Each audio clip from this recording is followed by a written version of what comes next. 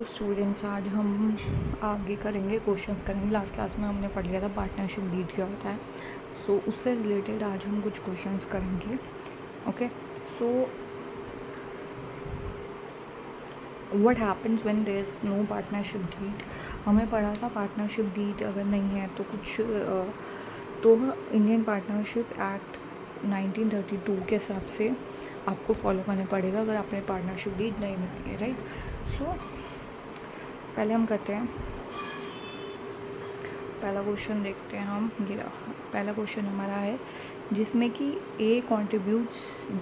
ये क्वेश्चन है अगर पार्टनरशिप डीड नहीं है, there is no partnership deed.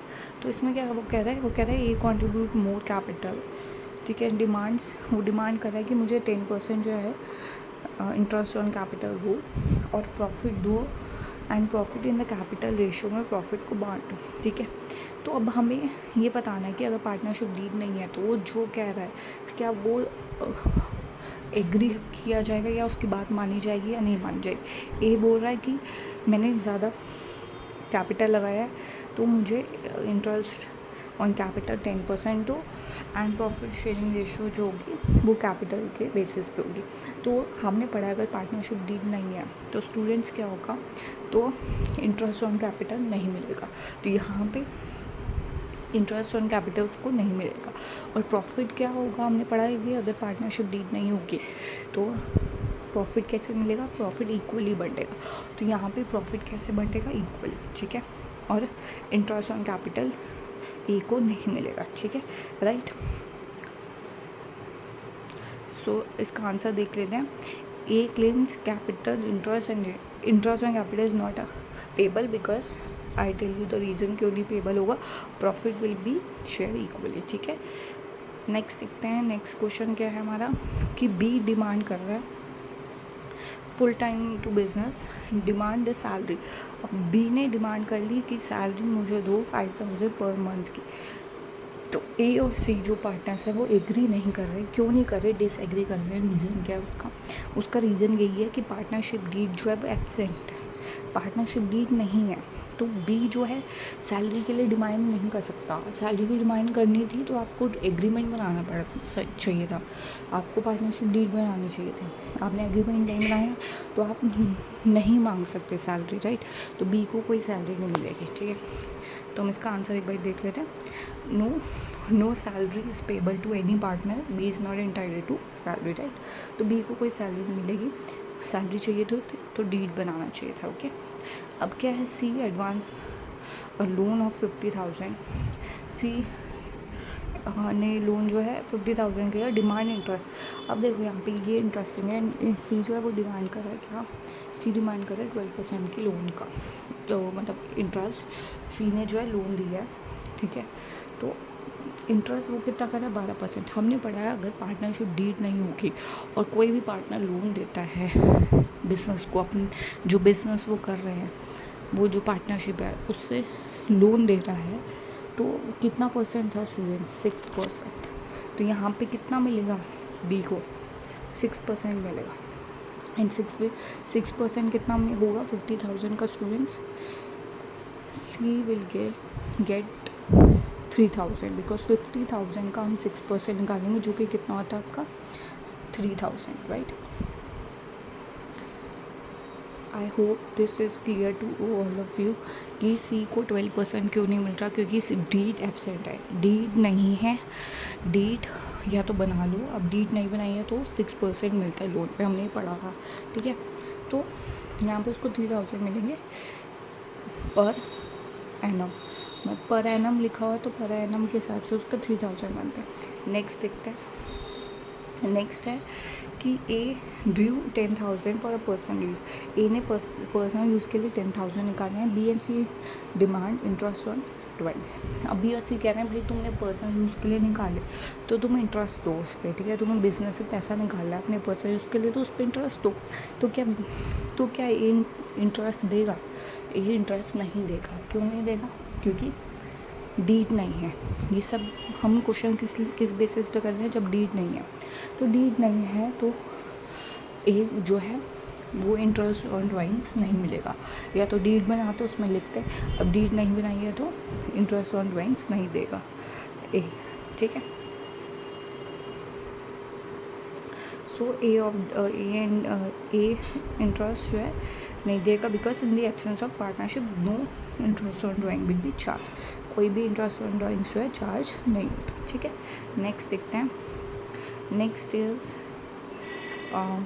Profit before any claim 50,000 at the end. अच्छा, 50,000 का प्रॉफिट है एट द एंड, तो आपको इसमें बताना है प्रॉफिट बिफोर एनी क्लेम।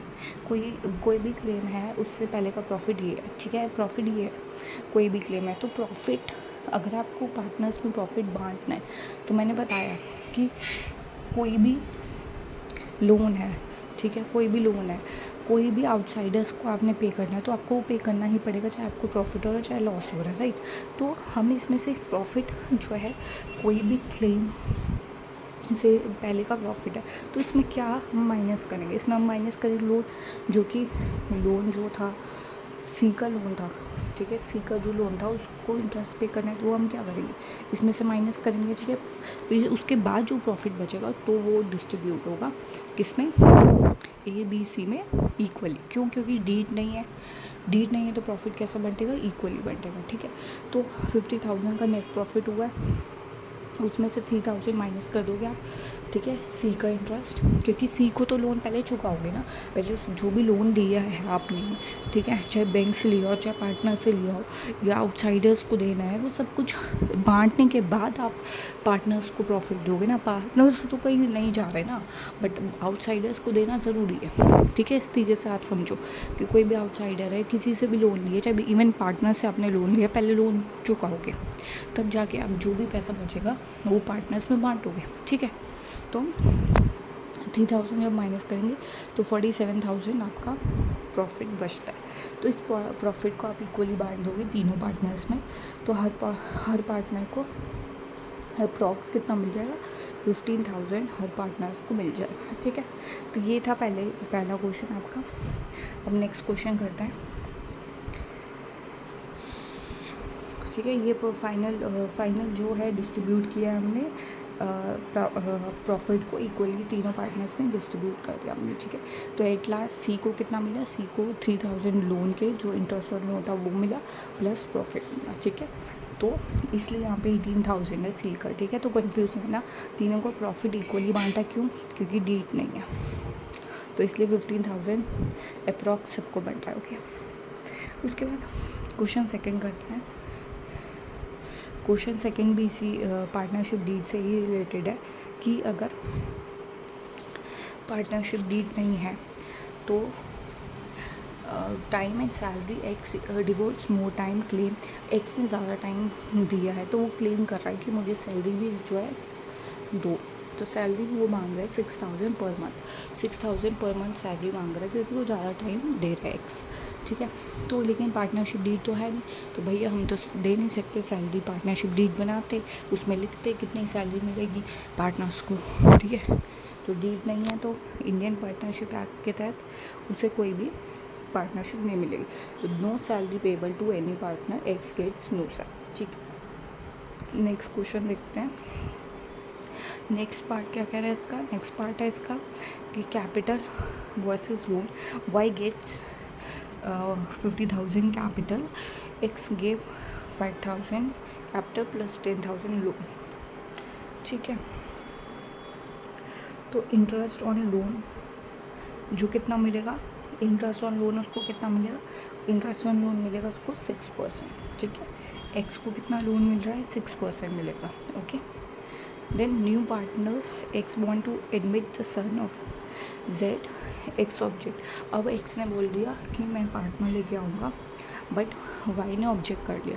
तो हमने पढ़ा है कि कोई भी पार्टनर एक की एंट्री होगी तो क्या होगा, सारे पार्टनर्स का एग्री होना ज़रूरी है। अगर कोई भी पार्टनर एग्री नहीं हो रहा तो न्यू पार्टनर की एडमिशन नहीं हो सकता, तो न्यू पार्टनर का एडमिशन नहीं हो सकता तो जेड नहीं आएगा।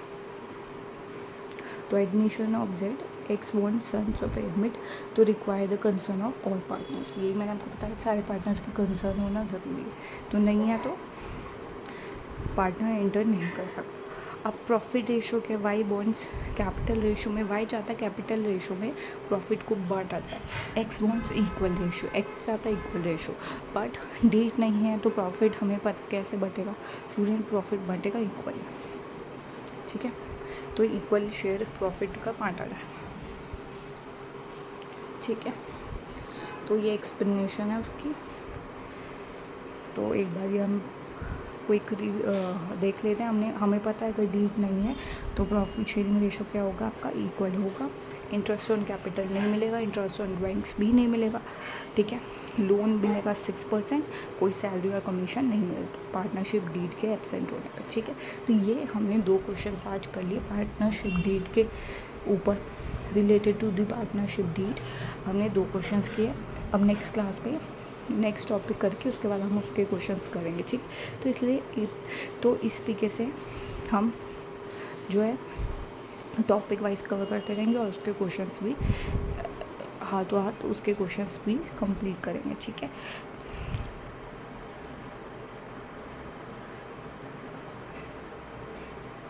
ठीक है, तो आई होप ये क्लियर होगा आपको, पूरा क्वेश्चन, दोनों क्वेश्चन क्लियर हो गए होंगे, इसके सारे पार्ट्स आपको क्लियर हो गए होंगे। अब मिलते हैं नेक्स्ट क्लास में। Okay, thank you students.